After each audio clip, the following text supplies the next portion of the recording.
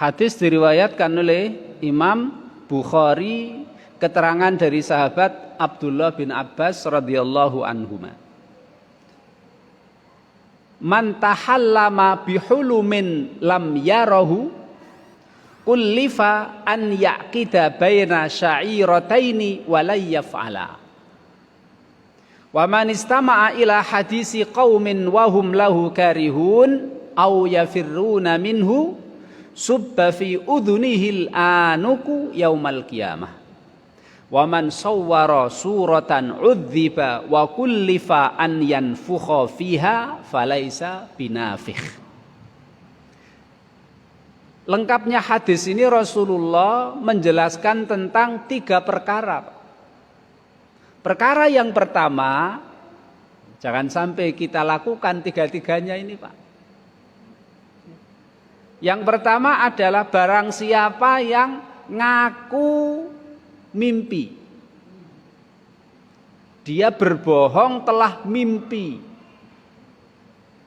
Pak. Apalagi kalau mimpinya mimpi ketemu Nabi Muhammad Sallallahu Alaihi Wasallam. Janganlah. Ini bukan berarti kita menuduh orang yang ngaku kita tuduh berbohong. Tidak. Bohong tidaknya itu urusan dia sama Allah. Tapi Rasul mengingatkan, barang siapa yang ngaku mimpi padahal dia tidak mimpi. Man tahallama bihulumin lam yarahu. Apa ancamannya Allah Subhanahu wa taala? Kullifa an yaqida baina sya'irataini wa la yaf'ala. Besok di hari kiamat orang itu akan diberi beban oleh Allah Subhanahu wa taala untuk menyambung 2 rambut. Sya'irataini. Syair bukan rambut, Pak ya. Syair itu gandum. 2 biji gandum disambung. Piye Pak nyambungnya, Pak? Bukan rambut, maaf. 2 biji gandum, bijinya itu, Pak. Ibaratnya kalau kita nggak pernah lihat biji gandum, wes beras loro, Pak. Beras 2 butir, ayo sambungan. Piye Pak nyambungi? Kalau dimasak dadi sego, iso Pak disambung. Diplenet-plenet bisa sambung. Tapi kalau 2 butir beras nyambungnya piye? Ditaleni nggo apa? Dan ini ancaman. Wala yaf'ala, dia tidak akan mampu. Kalau dia tidak akan mampu, disiksa oleh Allah Subhanahu wa taala. Ini bentuk siksaan, Pak. Ayo sambungan. Wala yaf'ala, Rasul mengatakan raba kali iso nyambung. Ketika dia raba kali iso nyambung, disiksa. Makanya bisa hormati Imam Hafidz Ibnu Hajar Al-Asqalani dalam Fathul Bari, syarahnya Sahih Bukhari, beliau mengatakan apa yang disampaikan oleh Imam Tobari. Beliau menyebutkan ucapan Imam Tobari.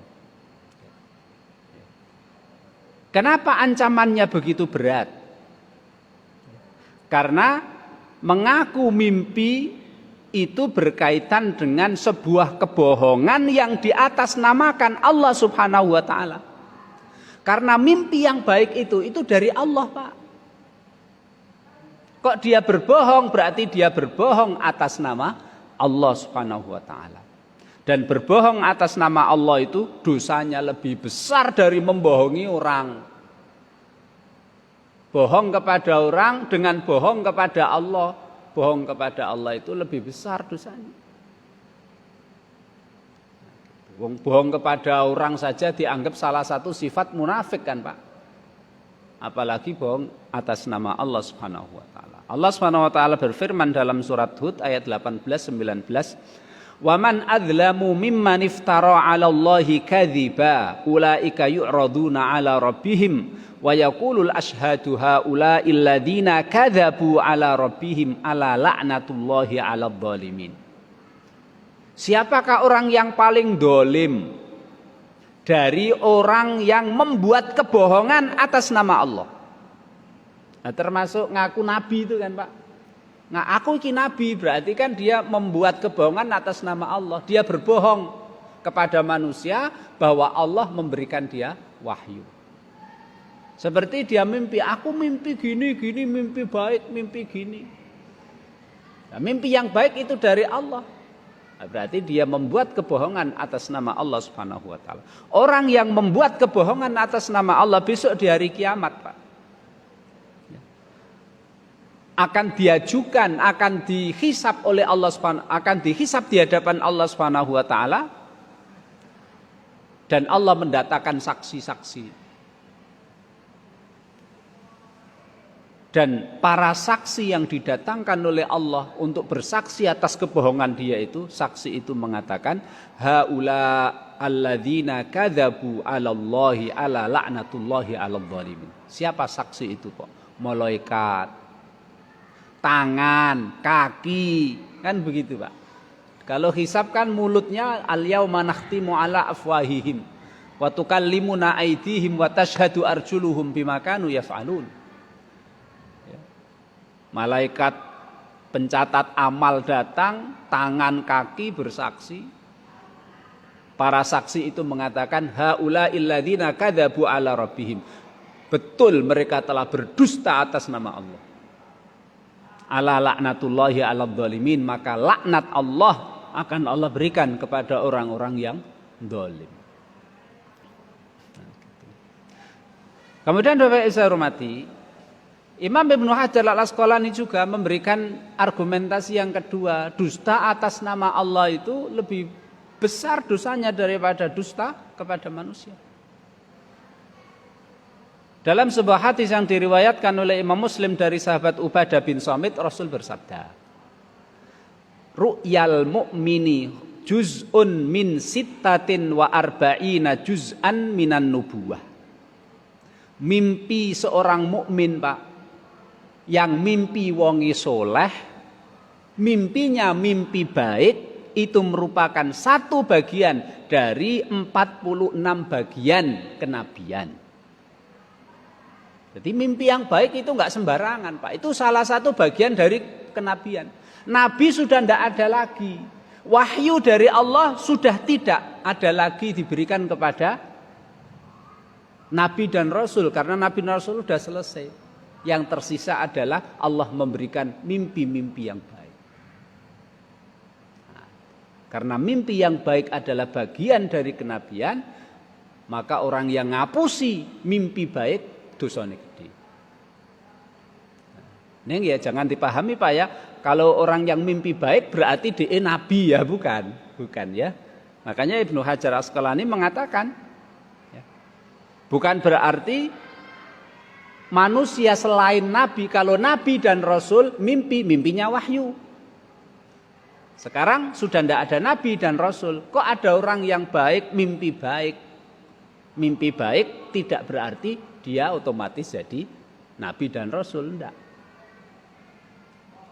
Kenapa? Adzan, Pak, ya, ada adzan. Adzan itu kan ada lafal-lafalnya.